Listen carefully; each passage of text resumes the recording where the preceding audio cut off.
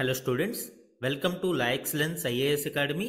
ఈరోజు మనం ఆగస్టు 21 నాటి ఈనాడు న్యూస్ పేపర్లోని ఇంపార్టెంట్ కరెంట్ అఫైర్స్ గురించి డిస్కస్ చేద్దామండి. బిఫోర్ దట్ మనము ప్రీవియస్ క్లాస్లోని క్వశ్చన్ ఆఫ్ ద డే గురించి చూద్దాము. భారత ప్రధాన ఎన్నికల కమిషనర్ తొలగింపు ప్రక్రియకు సంబంధించి ఈ క్రింది ప్రకటనలను పరిగణించండి. లాస్ట్ క్లాస్లో మనం చూసాము చీఫ్ ఎలక్షన్ కమిషనర్ యొక్క రిమూవల్ ప్రాసెస్ గురించి మనము డీటెయిల్డ్గా డిస్కస్ చేయడం జరిగింది. ఆ కంటెక్స్ట్లో ఇక్కడ రెండు స్టేట్మెంట్స్ని ఇచ్చానండి. వన్ బై వన్ మనం చూద్దాం. స్టేట్మెంట్ 1 చూడండి. సిఈసిని సుప్రీంకోర్టు న్యాయమూర్తి తొలగింపు విధంగా మరియు అదే కారణాలపై మాత్రమే పదవి నుండి తొలగించవచ్చు. ఈ స్టేట్మెంట్ కరెక్టేనండి. ఎందుకు? భారత రాజ్యాంగంలోనే ఆర్టికల్ 324 క్లాజ్ 5లో మెన్షన్ చేయబడి ఉంది. ఈ సిఈసి యొక్క తొలగింపు ప్రక్రియ సేమ్ సుప్రీంకోర్టు న్యాయమూర్తి యొక్క తొలగింపు ప్రక్రియ లాగా మాత్రమే ఉండాలి. ఇతర ఏ కారణాలతోనూ తొలగించడానికి అవకాశం లేదు అని ఆర్టికల్ 324 క్లాజ్ 5లో చాలా క్లియర్ గా మెన్షన్ చేసి ఉంది. సుప్రీంకోర్టు జడ్జిని తొలగించడానికి ఏదైతే ప్రాసెస్ ఉందో same manner and same grounds, so ఈ రెండు కూడా ఆర్టికల్ 324 క్లాజ్ 5లో మెన్షన్ చేయబడి ఉన్నాయి. కాబట్టి ఆప్షన్ 1 అనేది కరెక్ట్ అవుతుంది అండి. ఆప్షన్ 2 చూడండి. సిఈసి తొలగింపు తీర్మానాన్ని పార్లమెంటు ఉభయ సభలలో 50% హాజరై మరియు ఓటింగ్ ద్వారా ఆమోదించాలి. ఈ స్టేట్మెంట్ రాంగ్ అండి. మనకి యాక్చువల్గా రిమూవల్ ప్రాసెస్ కి సంబంధించి మెజారిటీ ఉభయ సభలలో కూడా 50% టోటల్ మెంబర్షిప్, సో మొత్తం మెంబర్స్ లో 50% మెజారిటీ ఉండాలి. అలానే 2/3 ప్రెజెంట్ అండ్ ఓటింగ్, అంటే హాజరైన వ్యక్తులలో 2/3 మెజారిటీ ఉండాలి. అంటే అరౌండ్ 66.6% ఉండాలి, 50% కాదు. కాబట్టి సెకండ్ ఆప్షన్ అనేది రాంగ్ అవుతుంది. ఆన్సర్ ఏమవుతుంది అండి? Option 1 correct and 2 wrong. So A 1 only is the correct answer ఇక్కడ మనకి. ఈరోజు ఈనాడు న్యూస్ పేపర్లోని important topics to be covered మనం చూస్తే ఫస్ట్ వన్, ఉద్వాసనపై ఉద్రిక్తత. ఈ ఆర్టికల్ ఇటీవల లోక్సభలో 130వ రాజ్యాంగ సవరణ బిల్లును ప్రవేశపెట్టడం గురించి అండ్ దాని మీద విపక్షాలు చేస్తున్న ఆందోళన గురించి వివరించడం జరిగింది. ఇది గవర్నెన్స్ లో ఇంపార్టెంట్ అండి. సెకండ్ వన్, ఆన్లైన్ గేమింగ్ బిల్లుకు లోక్సభ పచ్చజెండా. ఇటీవల లోక్సభలో కేంద్రం ప్రవేశపెట్టిన ఆన్లైన్ గేమింగ్ బిల్లుకి సంబంధించి కొన్ని కీలక డీటెయిల్స్ ఈ ఆర్టికల్లో వివరించడం జరిగింది. ముఖ్యంగా రెగ్యులేషన్ ఏ విధంగా ఉండబోతుంది అండ్ పెనాల్టీస్ ఏ విధంగా ఉండబోతున్నాయి, ఇలాంటి విషయాలు ఈ ఆర్టికల్లో చూడవచ్చు. థర్డ్ వన్, సరిహద్దు నిర్వహణపై ఉమ్మడి అవగాహనకు వచ్చాం. ఈ ఆర్టికల్ ఇటీవల చైనా విదేశాంగ మంత్రి భారత పర్యటనకు సంబంధించి అలానే ఇరు దేశాల మధ్య ఇప్పుడు కొన్ని సమస్యలను పరిష్కరించుకోవడం కోసం ముందడుగు వేయడము, ముఖ్యంగా బార్డర్ మేనేజ్మెంట్ విషయాలలో ఇరు దేశాలు కూడా ఇప్పుడు మరింత ముందుకు వెళ్లాల్సిన అవసరాన్ని గుర్తించడం మనం చూడవచ్చు. ఇది ఇంటర్నేషనల్ రిలేషన్స్ లో ఇంపార్టెంట్ అండి. ఫోర్త్ వన్, ఇక నుంచి అయినా దిగుమతులు తగ్గించాలి. ఈ ఆర్టికల్ ఇండియా చైనాకి సంబంధించి ట్రేడ్ డెఫిసిట్ గురించి వివరిస్తూ చైనా నుంచి దిగుమతులను తగ్గించుకోవాల్సిన అవసరం ఉంది అని ప్రస్తావించడం చూడవచ్చు. ఇది ఎకానమీలో ఇంపార్టెంట్. ఫిఫ్త్ వన్, అగ్ని 5 బాలిస్టిక్ క్షిపణి పరీక్ష విజయవంతం. భారతదేశానికి చెందిన ఇంటర్ కాంటినెంటల్ బాలిస్టిక్ మిజైల్ అగ్ని 5 పరీక్ష విజయవంతమైంది. ఇది సైన్స్ అండ్ టెక్నాలజీ అలానే డిఫెన్స్ లో ఇంపార్టెంట్. ఇవే కాకుండా ఈ రోజు ఈనాడు న్యూస్ పేపర్లోని అదర్ ఇంపార్టెంట్ కరెంట్ అఫైర్స్ గురించి కూడా డిస్కస్ చేద్దామండి. ఈ రోజు మన ఫస్ట్ ఆర్టికల్ చూడండి. ఉద్వాసనపై ఉద్రిక్తత, నేరాభియాలున్న నేతల తొలగింపునకు లోక్సభలో బిల్లులు, ఆ ప్రతిపాదనలు రాజ్యాంగ విరుద్ధమన్న విపక్షం, ప్రభుత్వాలను అస్థిరపరుస్తాయి అని ఆందోళన, సమగ్ర పరిశీలనకు 31 మందితో జేపీసీ జాయింట్ పార్లమెంటరీ కమిటీని ఏర్పాటు చేయడం జరిగింది. దీనికి సంబంధించిన డీటెయిల్స్ ఇప్పుడు చూద్దాం. నిన్న లోక్సభలో కేంద్ర హోంమంత్రి అమిత్ షా గారు 3 కీలక బిల్లులను ప్రవేశపెట్టారు. అందులో ముఖ్యంగా 130వ రాజ్యాంగ సవరణ బిల్లుకు సంబంధించి లోక్సభలో ప్రతిపక్షాలు తీవ్ర ఉద్రిక్తతను కలిగించడం మనం చూడవచ్చు. ఫస్ట్ ఆఫ్ ఆల్ మనము ఈ 130వ రాజ్యాంగ సవరణ బిల్లు యొక్క కీ ఫీచర్స్ చూద్దాము అండి. ఈ బిల్లు యొక్క స్కోప్ మనం చూస్తే including prime minister and chief ministers, అందరు మినిస్టర్స్ కూడా ఈ బిల్లు పరిధిలోకి వస్తారు. కేంద్ర మంత్రులు, రాష్ట్ర మంత్రులు అలానే యూనియన్ టెరిటరీస్ లో ఉండే మంత్రులు కూడా ఈ బిల్లు పరిధిలోకి వస్తారు. సో స్కోప్ అనేది ఇక్కడ చాలా వైడ్ గా మనం చూడవచ్చు. ఈ బిల్లు యొక్క ముఖ్య ఉద్దేశం ఏంటండి? ఎవరైతే తీవ్రమైన నేరాభియోగాలు ఉన్నాయో ఆ నేతలను తొలగించడం ఈ బిల్లు యొక్క ముఖ్య ఉద్దేశం. సో గ్రౌండ్స్ ఫర్ రిమూవల్ మనం చూస్తే అరెస్ట్ లేదా డిటెన్షన్ ఫర్ 30 కన్సిక్యూటివ్ డేస్, 30 రోజులు వరుసగా అతను అరెస్ట్ గానీ డిటైన్ గానీ అయ్యి ఉంటే అప్పుడు అతనికి తొలగించడానికి ఈ బిల్లు అధికారం కల్పిస్తుంది. అయితే ఇక్కడ కండిషన్ ఏంటి? ఆ నేరాభియోగాలు అనేవి చాలా తీవ్రమైనవి అయి ఉండి కనీసం 5 సంవత్సరాలు లేదా అంతకు మించి జైలు శిక్ష పడే అవకాశం ఉన్న నేరాలకు సంబంధించి మాత్రమే 30 కన్సిక్యూటివ్ డేస్ అరెస్ట్ అయినప్పుడు లేదా డిటైన్ అయినప్పుడు ఈ నిబంధనలు వర్తిస్తాయి. మరి రీఅపాయింట్మెంట్ కి అవకాశం ఉందా అనేది చూస్తే possible after release from custody. ఎవరైతే అరెస్ట్ అయ్యారో అరెస్ట్ కాబడిన వ్యక్తి నేరాభియోగాలను తొలగించుకున్న తర్వాత తిరిగి మళ్ళీ రీఅపాయింట్ అవ్వడానికి అవకాశం ఉంది.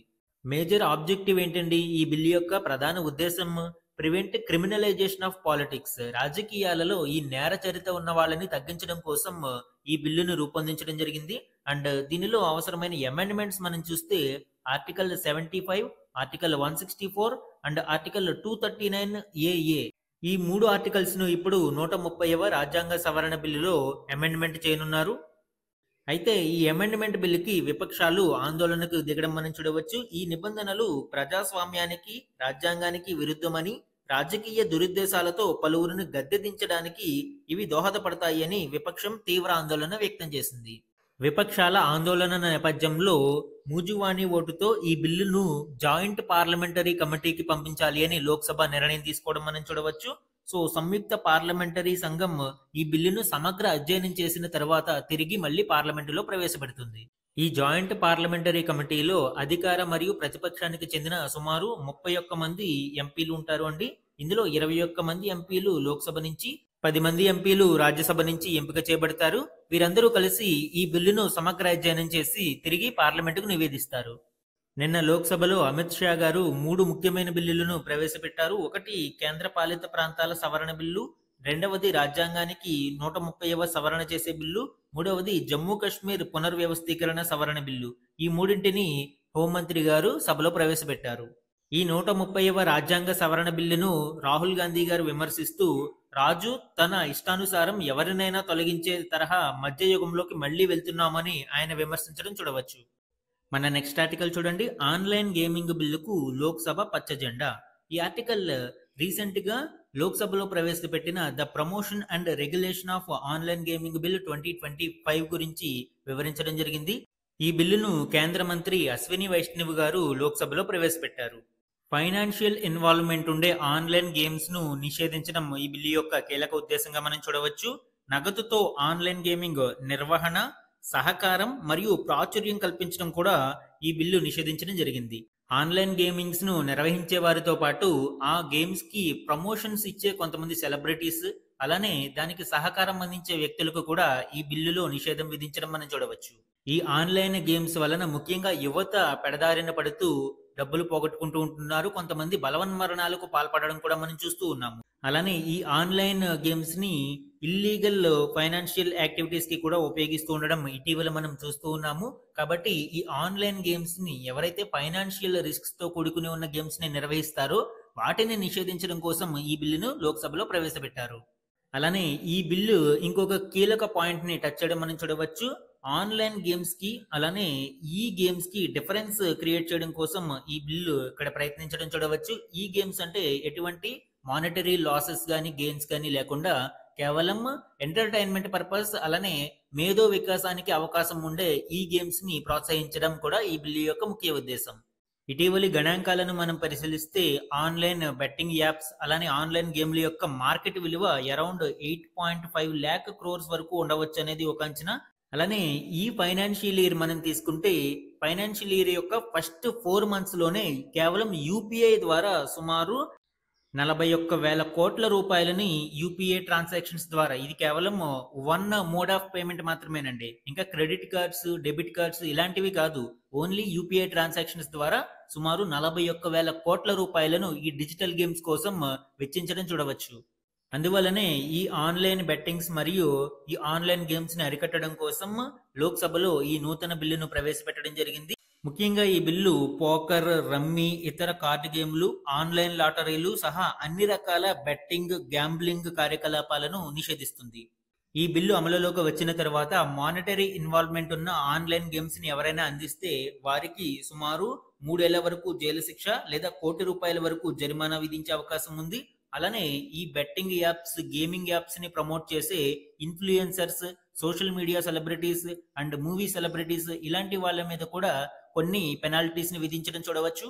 ఈ ఆన్లైన్ నగదు గేములకు సంబంధించి ప్రమోషన్స్లో ఎవరైనా పాల్గొంటే వారికి 2 ఏళ్ల వరకు జైలు శిక్ష లేదా 50 లక్షల వరకు జరిమానా విధించే అవకాశం ఉంది. అండ్ ఈ గేమ్లకు సహకారం అందించేవారు అంటే ఆర్థిక లావాదేవీలతో ప్రమేయం ఉన్న వారికి కూడా సుమారు 3 ఏళ్ల వరకు జైలు శిక్ష, ₹1,00,00,000 వరకు జరిమానా విధించే అవకాశం ఉంది. సో ఈ ఆన్లైన్ మానిటరీ గేమ్స్ ని ప్రమోట్ చేసేవారు అలానే వారికి సహకారం అందించే వారికి కూడా స్ట్రింజెంట్ పెనాల్టీస్ అనేవి విధించబడతాయి. అండ్ రిపీటెడ్ అఫెండర్స్ ఎవరైనా ఉంటే వారికి 5 ఏళ్ల వరకు కూడా జైలు శిక్ష విధించే అవకాశం ఉంది. ఇలాంటి రిపీటెడ్ అఫెండర్స్ కి 2 కోట్ల వరకు జరిమానా విధించే అవకాశం ఉంది. అయితే ఈ బిల్లులో వన్ మోర్ కీ పాయింట్స్ మనం గుర్తుపెట్టుకోవాల్సింది ఏంటి అంటే ఎవరైతే ఈ గేమ్స్ ఆడేవారు ఉన్నారో వారిని నేరస్తులుగా కాకుండా బాధితులుగా ఈ బిల్లులో పేర్కొన్నారు. అంటే ఈ ఆన్లైన్ మానిటరీ గేమ్స్ ని ఆడే వారికి ఎటువంటి శిక్ష విధించకుండా వారిని కేవలం బాధితులుగా మాత్రమే ఈ బిల్లు గుర్తించింది. మన నెక్స్ట్ ఆర్టికల్ చూడండి. గవర్నర్ల ఇష్టారాజ్యం చెల్లదు, సుప్రీంకోర్టు కీలక వ్యాఖ్యలు. ఈ ఆర్టికల్ ఇటీవల తమిళనాడు గవర్నర్ కేసుకి సంబంధించి సుప్రీంకోర్టు కొన్ని కీలక వ్యాఖ్యలు చేయడము, తర్వాత టైమ్ లైన్స్ ని ఫ్రేమ్ చేయడము, దానికి సంబంధించి ఆర్టికల్ 143 ద్వారా ద్రౌపది ముర్ము గారు కొన్ని కీలక ప్రశ్నలను సంధించడం, ఆ కంటెక్స్ట్ లో ఇప్పుడు ఏర్పాటు చేసిన 5 మెంబర్ కాన్స్టిట్యూషనల్ బెంచ్ యొక్క విచారణలో సుప్రీంకోర్టు చేసిన కీలక వ్యాఖ్యల గురించి ఈ ఆర్టికల్లో ప్రస్తావించడం చూడవచ్చు. దీనిలోని కీ హైలైట్స్ ఇప్పుడు చూద్దాం. రాష్ట్ర శాసనసభ రెండవసారి ఆమోదించి పంపిన బిల్లులను గవర్నర్ రాష్ట్రపతి పరిశీలనకు పంపే వీలు లేదని సుప్రీంకోర్టు బుధవారం పేర్కొంది. గవర్నర్ శాసనసభ పునఃపరిశీలనకు బిల్లును తిప్పి పంపాలి అని ఎంచుకుంటే ఇక ఆ బిల్లును నిలిపి ఉంచడానికి లేదా రాష్ట్రపతి పరిశీలనకు పంపడానికి వీలు లేదు అని ప్రధాన న్యాయమూర్తితో కూడిన ధర్మాసనం స్పష్టం చేయడం చూడవచ్చు. ముఖ్యంగా ఈ విచారణ మొత్తం ఆర్టికల్ 200 మరియు ఆర్టికల్ 201 చుట్టూ తిరుగుతుంది. దీనికి సంబంధించి కాన్స్టిట్యూషనల్ ప్రొవిజన్స్ ఏ విధంగా ఉన్నాయనేది మనం చూద్దాము. రాష్ట్ర బిల్లుల విషయంలో గవర్నర్ యొక్క రెస్పాన్సిబిలిటీ అకార్డింగ్ టు ఆర్టికల్ 200 మనం చూసినప్పుడు స్టేట్ లెజిస్లేచర్ బిల్లును పాస్ చేసి గవర్నర్ దగ్గరికి పంపినప్పుడు గవర్నర్ కి 4 ఆప్షన్స్ ఉంటాయి. ఒకటి గ్రాంట్ అసెంట్ అంటే అతను దానికి ఆమోదం తెలిపి సంతకం చేయడం, అప్పుడు అది చట్టంగా మారుతుంది. 2 విత్ హోల్డ్ అసెంట్ అంటే దానిని సంతకం చేయకుండా ఆమోదించకుండా తిరస్కరించడం అంటే విత్ హోల్డ్, సో అప్పుడు బిల్ అనేది రిజెక్ట్ అయిపోతుంది. Next one return for reconsideration అంటే ఇక్కడ కొన్ని మార్పులు చేయాల్సిన అవసరం ఉంది అని గవర్నర్ భావించి ఆ బిల్లును తిరిగి స్టేట్ లెజిస్లేచర్ కి పంపించడాన్ని మనము రీకన్సిడరేషన్ అని పిలుస్తాము. ఇక్కడ కంటెక్స్ట్ మనకి లెజిస్లేచర్ మళ్ళీ ఒకవేళ ఆ బిల్లును with amendments or without amendments పంపించినప్పుడు గవర్నర్ మస్ట్ గా అసెంట్ ఇచ్చి తీరాలి. And fourth condition reserve for president's consideration అంటే ఏదైనా ఒక బిల్లు మీద ప్రెసిడెంట్ యొక్క అభిప్రాయం అవసరమని భావించినప్పుడు ఆ బిల్లును ప్రెసిడెంట్ కి రిజర్వ్ చేయడం జరుగుతుంది. ఇది ఫోర్త్ కండిషన్. సో ఈ విధంగా 4 యాక్షన్స్ తీసుకోవడానికి గవర్నర్ కి అధికారం కల్పించబడింది అండర్ ఆర్టికల్ 200. కానీ ఇక్కడ గుర్తుపెట్టుకోవాల్సిన పాయింట్ ఏంటి అంటే governor May do this as soon as possible అంటే వీలైనంత త్వరగా దీనిని చేయాలి అని చెప్పింది తప్ప ఎక్కడా కూడా ఫిక్స్డ్ టైం లిమిట్స్ ని ఫ్రేమ్ చేయలేదు రాజ్యాంగంలో ఎక్కడా కూడా. కానీ ఇటీవల సుప్రీంకోర్టు ఏం చెప్పింది అండి, 3 నెలల కాల పరిమితిలో గవర్నర్ తన నిర్ణయాన్ని తీసుకోవాల్సి ఉంటుంది అని స్పష్టం చేయడం చూడవచ్చు. అండ్ రాజ్యాంగ సవరణ చేయలేదు, దీనికోసం కేవలం జ్యుడిషియల్ స్టాండర్డ్స్ ని ప్రతిపాదించింది. కాబట్టి ఇప్పుడు దీనికి సంబంధించిన చర్చ అనేది విచారణ జరుగుతూ ఉంది. ఈ కంటెక్స్ట్ లోనే గవర్నర్ ఏదైనా బిల్లును శాసనసభకు తిప్పి పంపకుండా ఏ కారణము చెప్పకుండా తన వద్దే నిలిపి ఉంచుకుంటే అప్పుడు ప్రజలు ఎన్నుకున్న ప్రభుత్వాలు గవర్నర్ ఇష్టారాజ్యానికి అణిగి ఉండాల్సి వస్తుంది అని న్యాయమూర్తులు వ్యాఖ్యానించడం చూడవచ్చు.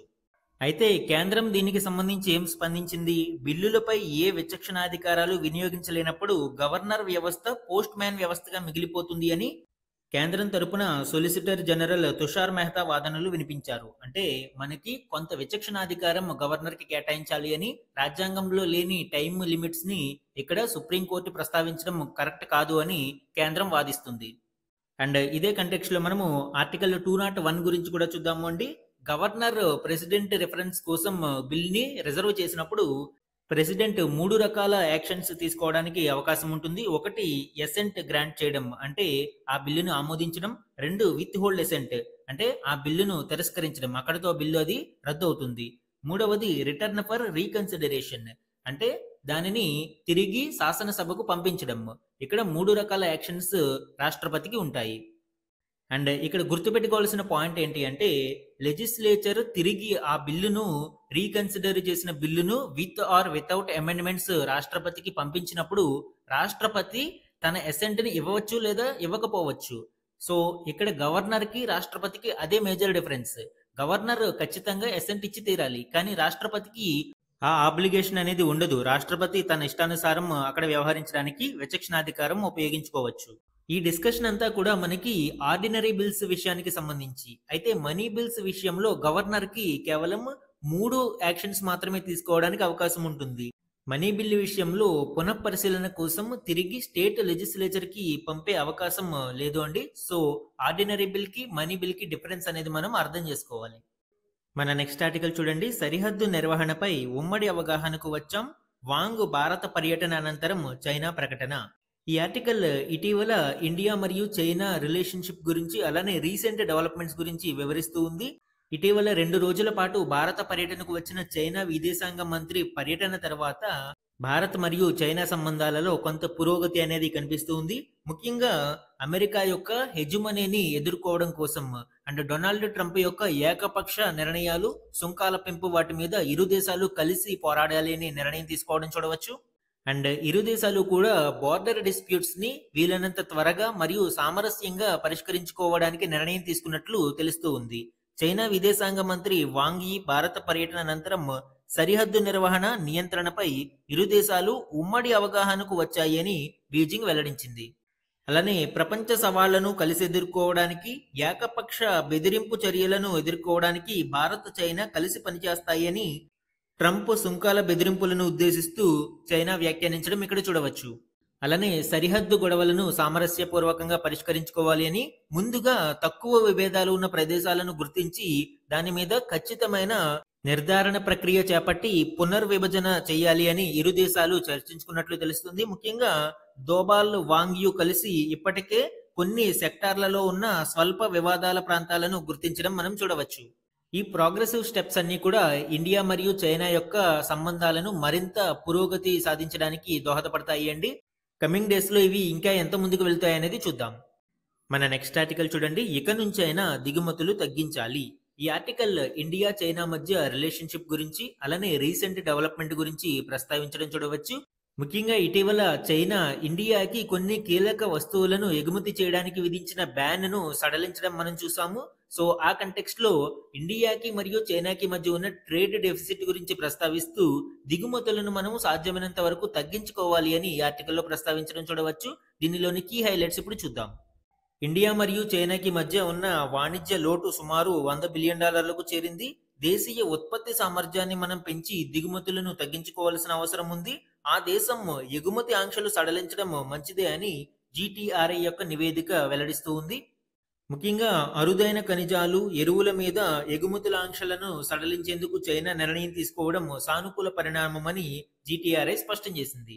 అయితే చైనా ఎగుమతుల మీద వీలైనంత తక్కువ ఆధారపడాలి అని, ఇప్పటికే భారతదేశ వాణిజ్య లోటు చైనాతో సుమారు $100 బిలియన్ చేరింది అని, ఇది ఆందోళనకర పరిస్థితికి సంకేతమని GTRI కొన్ని గణాంకాలను ప్రస్తావిస్తూ GTRI నివేదిక 2 దశాబ్దాల క్రితం భారత్, చైనా మధ్య ద్వైపాక్షిక ట్రేడ్లో భారతదేశం వాటా సుమారు 42.3% ఉండగా ప్రస్తుతం అది కేవలం 11.2% పరిమితమైంది అని ఆందోళన వ్యక్తం చేసింది. దీని వలన భారత్కు భౌగోళిక మరియు రాజకీయ ఉద్రిక్తతల ముప్పు పెరిగే అవకాశాలు ఉన్నాయని GTRI ఆందోళన వ్యక్తం చేస్తుంది. ముఖ్యంగా భారతదేశం తన దేశీయ ఉత్పత్తి సామర్థ్యాన్ని పెంచుకుని చైనా దిగుమతుల మీద వీలైనంత తక్కువగా ఆధారపడాలి అని, అండ్ భారతదేశం తన ఎగుమతులను ప్రోత్సహించాలి అని GTRI తన నివేదికలో పేర్కొంది.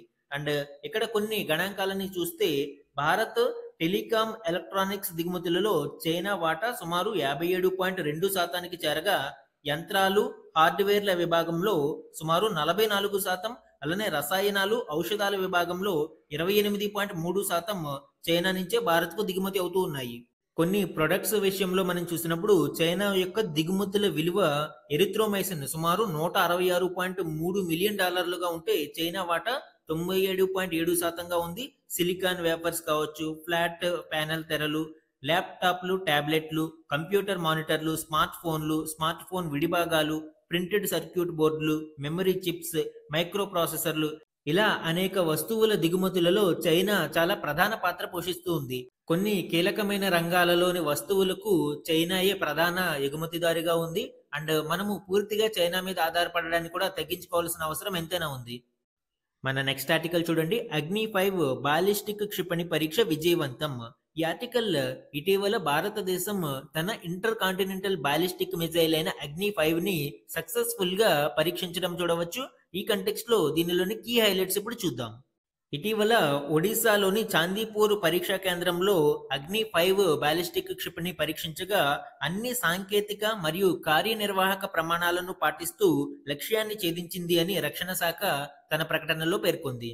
సో భారతదేశం తన ఖండాంతర క్షిపణి అయిన అగ్ని-5 బాలిస్టిక్ క్షిపణిని విజయవంతంగా పరీక్షించింది. దీని యొక్క కీ స్పెసిఫికేషన్స్ ని మనం చూస్తే ఆపరేషనల్ రేంజ్ వచ్చి సుమారు 5,500 నుంచి 5,800 కిలోమీటర్ల వరకు ఉంటుంది. వెయిట్ సుమారు 50,000 కేజీలు ఉంటుంది. Length 7.5 metres. Speed Mach 24 speed తో ఇది ప్రయాణిస్తుంది. And engine 3 stage solid engine ఇక్కడ మనం చూడవచ్చు. అలానే వార్ హెడ్ న్యూక్లియర్ వెయిట్ సుమారు 1,500 కేజీల వార్ హెడ్ పేలోడ్ ని కలిగి ఉంటుంది. అండ్ ఇది సుమారు 3 అణు వార్ హెడ్లను మోసుకెళ్లి ఫైర్ చేసే సామర్థ్యాన్ని కలిగి ఉంది. ఈ అగ్ని-5 క్షిపణి యొక్క ఆపరేషనల్ రేంజ్ మనం చూస్తే ఇక్కడ మ్యాప్ లో చూడవచ్చు. సో చాలా వరకు భూభాగాలు, ప్రధాన దేశాల యొక్క భూభాగాలన్నీ కూడా ఈ అగ్ని-5 క్షిపణి ఆపరేషనల్ రేంజ్ పరిధిలోకి వస్తాయి. అలానే అగ్ని-1, 2, 3, అగ్ని-4 గురించి కూడా మనం చూద్దాము అండి. అగ్ని-1 రేంజ్ వచ్చి సుమారు 700 కిలోమీటర్స్ ఉంటే 2 2000 kilometres, 3 2500 kilometres and 4 less than 3500 kilometres. ఈ విధంగా అగ్ని సిరీస్ అనేది మనము గ్రాడ్యువల్ గా ఎవాల్వ్ అవుతూ డెవలప్ చేసుకుంటూ వచ్చాం. అండ్ నెక్స్ట్ మిజైల్ అగ్ని-6. ఈ సిరీస్ లో నెక్స్ట్ అగ్ని-6 మిజైల్ సుమారు 10,000 నుంచి 12,000 కిలోమీటర్ల రేంజ్, ఆపరేషనల్ రేంజ్ కలిగి ఉండేలాగా దానిని ఇప్పుడు అభివృద్ధి చేస్తూ ఉన్నారు. మన నెక్స్ట్ ఆర్టికల్ చూడండి. పవన శక్తిలో. ఈ ఆర్టికల్ భారతదేశంలోని విండ్ ఎనర్జీ యొక్క స్టాటిస్టిక్స్ గురించి వివరించడం జరిగింది. దీనిలోని కీ హైలైట్స్ ఇప్పుడు చూద్దాం. రాబోయే 5 ఏళ్లలో పునరుత్పాదక మార్గాలలో విద్యుత్ ఉత్పత్తి సామర్థ్యాన్ని 500 గిగావాట్లకు చేర్చాలి అని కేంద్రం లక్ష్యంగా పెట్టుకుంది. ఇందులో 340 గిగావాట్లు సౌర మరియు పవన వనరుల ద్వారా రాబట్టాలి అని భారతదేశం భావిస్తుంది. 2030 నాటికి టోటల్ సోలార్ మరియు విండ్ ఎనర్జీ నుంచి 340 గిగావాట్లు లక్ష్యంగా పెట్టుకోవడం మనం చూడవచ్చు. ఇందులో సోలార్ 200 గిగావాట్స్ అయితే విండ్ ఎనర్జీ 140 గిగావాట్లుగా ఉంది. అయితే ప్రస్తుతం ఇన్స్టాల్డ్ కెపాసిటీ మనం చూసినప్పుడు ప్రెసెంట్ ఓన్లీ 51.67 గిగావాట్స్ మాత్రమే ఇన్స్టాల్డ్ కెపాసిటీ ఉంది. అండ్ 2030 నాటికి ఈ 140 గిగావాట్లను చేరుకోవడం మనకి సాధ్యం అవుతుందో లేదో చూడాలి. ఈ ప్రాసెస్ లో అసలు లాస్ట్ 3 ఫైనాన్షియల్ ఇయర్స్ లో భారతదేశం యొక్క విండ్ ఎనర్జీ ఇన్స్టాల్డ్ కెపాసిటీ ఎంత మేరకు వృద్ధి చెందింది అనేది చూస్తే ఇక్కడ లోక్సభలో కేంద్రం వెల్లడించిన వివరాల ఆధారంగా 2022-23లో 2,275 మెగావాట్ల న్యూ విండ్ ఎనర్జీ ఇన్స్టాలేషన్ జరిగితే 2023-24లో 3,253, 2024-25లో 4,151. అండ్ ఈ ఫైనాన్షియల్ ఇయర్ యొక్క ఫస్ట్ 3 మంత్స్ కెపాసిటీ మనం చూసినప్పుడు 1,637 గిగావాట్లుగా ఉంది. అండ్ లాస్ట్ 3 ఇయర్స్ మనము ప్రోగ్రెస్ చూస్తే ప్రతి ఏడు పెరుగుతూ వస్తుంది. అండ్ టోటల్ మనం చూసినప్పుడు ఈ లాస్ట్ 3 ఇయర్స్ ఇప్పటి వరకు మనం చూసినప్పుడు టోటల్ 11,316 మెగావాట్లుగా ఉంది. అంటే అరౌండ్ 11.3 గిగావాట్స్ మనము ఈ లాస్ట్ 3 ఇయర్స్ ఇన్స్టాల్ చేయగలిగాము. అయితే 2030 నాటికి మన లక్ష్యాలను సాధించాలి అంటే ఈ ప్రోగ్రెస్ సరిపోతుందా అంటే మనకి తెలుస్తుంది, సరిపోదు. దీనికి మనము మరింత కృషి చేయాల్సిన అవసరం ఎంతైనా ఉంది. అండ్ ఈ రోజు ఈనాడు న్యూస్ పేపర్ లోని ఇంపార్టెంట్ 1 లైనర్ కరెంట్ అఫైర్స్ ని చూడండి. Manika Vishwakarma from Rajasthan was crowned Miss Universe India 2025 in Jaipur on 19th August 2025. So latest Miss Universe India 2025 గా మనికా విశ్వకర్మ విన్ అయ్యారు. సుమారు 48 మంది పోటీ పడిన ఈ పోటీలలో రాజస్థాన్ కి చెందిన మనికా విశ్వకర్మ గారు విజేతగా నిలిచారు. ఈమె థాయిలాండ్ లో జరగనున్న 74వ మిస్ యూనివర్స్ పోటీలలో భారతదేశం తరపున పోటీ చేస్తారు. అండ్ ఈ ఇయర్ ఎండింగ్ లో ఇది జరగనుంది. ఇది పర్సనల్ న్యూస్ లో ఇంపార్టెంట్ అండి. అలానే నెక్స్ట్ వన్ చూడండి. ప్రైమ్ మినిస్టర్ నరేంద్ర మోడీ మెట్ చైనీస్ ఫారిన్ మినిస్టర్ వాంగ్ యీ in New Delhi on 19th August 2025. India China సంబంధాలను పునరుద్ధరించడం కోసం ఇటీవల భారత పర్యటనకు చైనీస్ విదేశాంగ మంత్రి రావడం జరిగిందండి. దీనికి సంబంధించిన డీటెయిల్స్ అన్ని లాస్ట్ క్లాస్లోను మరియు ఈ రోజు క్లాస్లోను కూడా డీటెయిల్డ్గా డిస్కస్ చేయడం జరిగింది. సో దీనిని స్కిప్ చేద్దాము. And next one, parliament passed the mines and minerals development and regulation amendment bill with Rajya Sabha approving it on 19th August 2025. So లోక్సభలో ఈ బిల్ పాస్ అయిన తర్వాత రాజ్యసభకు రావడం జరిగింది. రాజ్యసభ కూడా 19 ఆగస్టు 2025న దీనిని ఆమోదించడం జరిగింది. సో పార్లమెంట్ ఈ బిల్ని పాస్ చేయడం జరిగింది. Sustainable mining, zero waste practices and advancing the objectives of the national critical mineral machine. ఈ బిల్లు ద్వారా ముఖ్యంగా పర్యావరణ సహిత మైనింగ్ ని ప్రోత్సహించడము మరియు జీరో వేస్ట్ ప్రాక్టీసెస్ ని అలవరుచుకోవడానికి ప్రభుత్వం ఈ చట్టాన్ని తీసుకురావడానికి ప్రయత్నిస్తుంది. అలానే నేషనల్ క్రిటికల్ మినరల్ మిషన్ ని ప్రభుత్వం ప్రారంభించింది. ఆ లక్ష్యాలను అందుకోవడానికి ఈ చట్టాన్ని ఒక మార్గదర్శకంగా దీనిని తీసుకువచ్చారు. వన్స్ ఈ చట్టం అమలులోకి వచ్చినప్పుడు దీనికి సంబంధించిన కీ డీటెయిల్స్ మనం ఆ క్లాసులో డిస్కస్ చేద్దామండి. అండ్ నెక్స్ట్ వన్ చూడండి, ఇన్విట్స్ ఇన్ఫ్రాస్ట్రక్చర్ ఇన్వెస్ట్మెంట్ ట్రస్ట్స్. ఇవి ఒక ఆల్టర్నేటివ్ ఇన్వెస్ట్మెంట్ ఫండ్ కేటగిరీలో మనం చూడవచ్చు. వీటిని మనము ఇన్వెస్ట్మెంట్ ని ప్రోత్సహించడం కోసం ఒక పూలింగ్ ట్రస్ట్ గా ఏర్పాటు చేస్తాము. ఇప్పుడు ఇందులో total assets under management 2025 financial year నాటికి సుమారు $73 బిలియన్ చేరుకుంది. లార్జ్ స్కేల్ ఇన్ఫ్రాస్ట్రక్చర్ ఇన్వెస్ట్మెంట్స్ కారణంగా ఈ గ్రోత్ అనేది మనం చూడవచ్చు. ఈ రోజు మన క్వశ్చన్ ఆఫ్ ద డే గురించి చూడండి. భారత రాజ్యాంగంలోని ఆర్టికల్ 200 ప్రకారం గవర్నర్ బిల్లును ఆమోదించడానికి లేదా పునఃపరిశీలన కోసం తిరిగి పంపించడానికి రాజ్యాంగం ఎన్ని నెలలు అవకాశం కల్పించింది? సో టైం లిమిట్ ఎంత వరకు రాజ్యాంగం కల్పించింది అనేది ఈ క్వశ్చన్ లో అడగడం జరిగింది. ఈ రోజు క్లాస్ లో దీని గురించి చాలా డీటెయిల్డ్ గా మనం డిస్కస్ చేసాము. ఆ కంటెక్స్ట్ లో ఈ క్వశ్చన్ ని ఫ్రేమ్ చేశాను అండి. ఇక్కడ 4 ఆప్షన్స్ ని ఇవ్వడం జరిగింది. ఇందులోని కరెక్ట్ ఆప్షన్ ని ఐడెంటిఫై చేసి ఆన్సర్ ని కమెంట్ సెక్షన్ లో కమెంట్ చేయండి. ఇది ఈ రోజు ఈనాడు న్యూస్ పేపర్ లోని ఇంపార్టెంట్ కరెంట్ అఫైర్స్ మీద daily analysis. Thank you for watching.